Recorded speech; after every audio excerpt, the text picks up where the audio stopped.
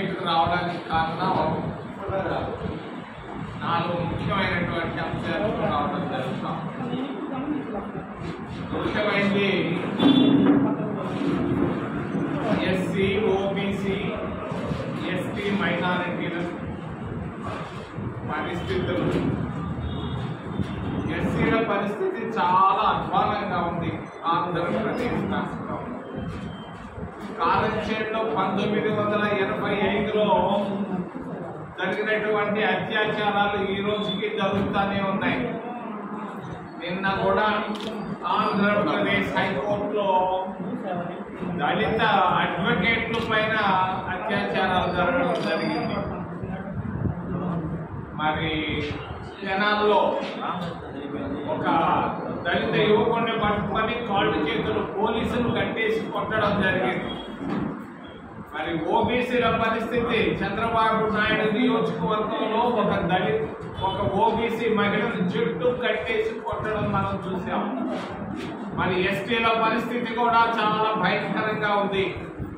మరి అరకు ప్రాంతంలో ఎస్టీల పురుషాంగాలు మోస్తున్నారు.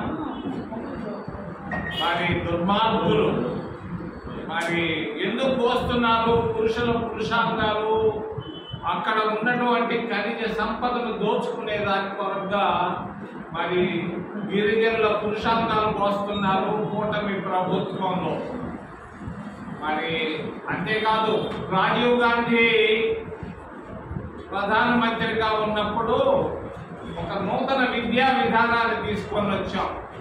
ప్రతి గ్రామంలో ప్రాథమిక పాఠశాలను మేము ప్రారంభించాం. దాదాపుగా ఆంధ్రప్రదేశ్ రాష్ట్రంలో 35,000 ప్రాథమిక పాఠశాలను ప్రారంభించాం. మరి కూటమి ప్రభుత్వం వచ్చిన తర్వాత చంద్రబాబు నాయుడు గత సంవత్సరంలో 5,000 ప్రాథమిక పాఠశాలను మూసేయడం జరిగింది. ఈ సంవత్సరం 5,000 పాఠశాలను కూడా మూసేయడం జరుగుతూ ఉంది. మరి ఆయన ఉద్దేశం 35,000 ప్రాథమిక పాఠశాలల్లో 10,000కు తగ్గించాలన్న ఆలోచనతో కుట్రతో ఉన్నాడు. ఎందుకు? ఎస్సీలు, ఓబీసీలు, ఎస్టీలు చదువుకోవడం ఆయనకి ఇష్టం లేదు కాబోలు. మధ్యాహ్న భోజన పథకాన్ని కూడా మూసేయడం జరుగుతూ ఉంది. మరి నిరుపేదల పరిస్థితి చాలా దారుణంగా ఉంది ఈ రోజు ఉన్నటువంటి కూటమి ప్రభుత్వంలో. మధ్యాహ్న భోజన పథకాన్ని మరి సోనియా గాంధీ, యూపీఏ ప్రభుత్వాలు తీసుకున్నట్టు దాదాపుగా 18 కోట్ల మందికి భారతదేశంలో మధ్యాహ్న భోజనం పెడుతుంటే ఆంధ్రప్రదేశ్ రాష్ట్రంలో ప్రాథమిక పాఠశాలను మూసేసి ఈ మధ్యాహ్న భోజన పథకాన్ని కూడా మూసేయడం జరుగుతూ ఉంది. మరి ఎస్సీలకు స్కాలర్షిప్లు సరిగ్గా రావడం లేదు ఆంధ్రప్రదేశ్ రాష్ట్రంలో. ఎస్సీ ఫైనాన్స్ కార్పొరేషన్లు పేరుకే ఉన్నాయి, ఏమీ ఉపయోగం లేకుండా కూటమి ప్రభుత్వంలో ఎస్సీలు, ఓబీసీలకు దారుణమైనటువంటి పరిస్థితులు కనిపిస్తూ ఉన్నాయి. మరి బ్యాంకుల్లో ఇందిరాగాంధీ జాతీయం చేసింది. దాదాపుగా 14 బ్యాంకులు ఒకసారిగా, తర్వాత ఒక 7-8 బ్యాంకులు మరొకసారిగా. ఈరోజు బ్యాంకుల పరిస్థితి ఎలా ఉంది?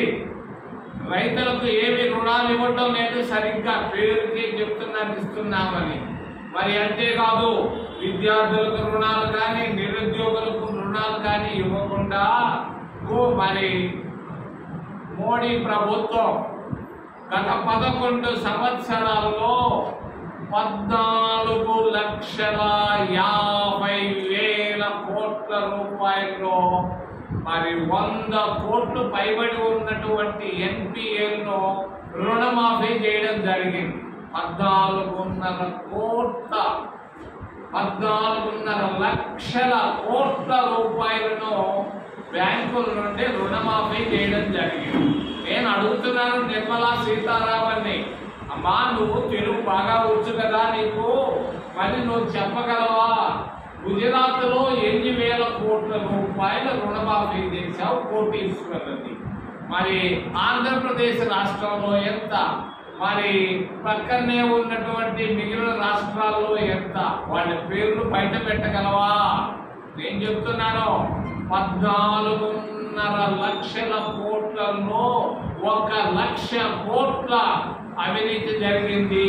1 లక్ష కోట్ల అవినీతి జరిగింది. 10% తీసుకున్నారు. నేను అడుగుతున్నాను అది ఎన్డీఏ ప్రభుత్వాన్ని, దీనికి సూత్రధారి ఎవరు, పాత్రధారి ఎవరు, ఎంత డబ్బు ఎవరు తీసుకున్నారు, ఎక్కడ పెట్టారని నేను అడుగుతున్నాను. 14.5 లక్షల కోట్ల రూపాయల రుణమాఫీ చేసి ప్రతి రుణమాఫీలో 10% డబ్బు తీసుకోవడం జరిగింది. దీన్ని మేము ఖండిస్తున్నాం కాంగ్రెస్ పార్టీ తరఫున. 2G స్పెక్ట్రమ్ అన్నారు, మరి కోల్ స్కామ్ అన్నారు. దానికంటే ఎంత పెద్ద స్కామ్ ఇది, బ్యాంకింగ్ స్కామ్ అని తెలియదు. మూడో విషయం రాజధాని. మరి ఒంగోలు దగ్గర దొరకొండలో పెట్టమని శివరామకృష్ణయ్య సిఫారసు చేస్తే 1 లక్ష ఎకరాల ప్రభుత్వ భూమి ఉందంటే చంద్రబాబు నాయుడు బంధు ప్రీతితో అమరావతిలో దాన్ని ప్రారంభించాడు. మరి 1000 ఎకరాలు చాలు భూమి రాజధాని కట్టాలంటే. బెంగళూరులో కట్టారు, మద్రాసులో కట్టారు, భువనేశ్వర్లో కట్టారు, హైదరాబాద్లో కట్టారు. ఈరోజు 70,000 ఎకరాలతో ఈయన ప్రభుత్వ భూములు, రైతుల భూములను తీసుకొని ఈయన రాజధాని కట్టాలంటాడు. రాజధాని కడుతున్నాడు సరే, మరి రైతుల పరిస్థితి ఏంటి? 3 పంటలు పండేటువంటి రైతుల భూములు తీసుకొని నీళ్లలో రాజధాని కట్టాలంటాడు. మూరడు మట్టి తీస్తే చాలా నీళ్లు వస్తున్నాయి కృష్ణా నది తీరంలో. మరి 50 అంతస్తుల బిల్డింగ్ కట్టాలంటాడు సచివాలయానికి. సచివాలయం ఎక్కడైనా, ఈ దేశంలో ఎక్కడైనా కానీ, ప్రపంచంలో ఎక్కడైనా 50 అంతస్తుల బిల్డింగ్లు ఉన్నాయా? ఎందుకయ్యా ఓ చంద్రబాబు నాయుడు పొరపాటు పనులు చేస్తావు? నువ్వు కట్టితే అవి కూలిపోతే రేపు ఎవరు దీనికి జవాబు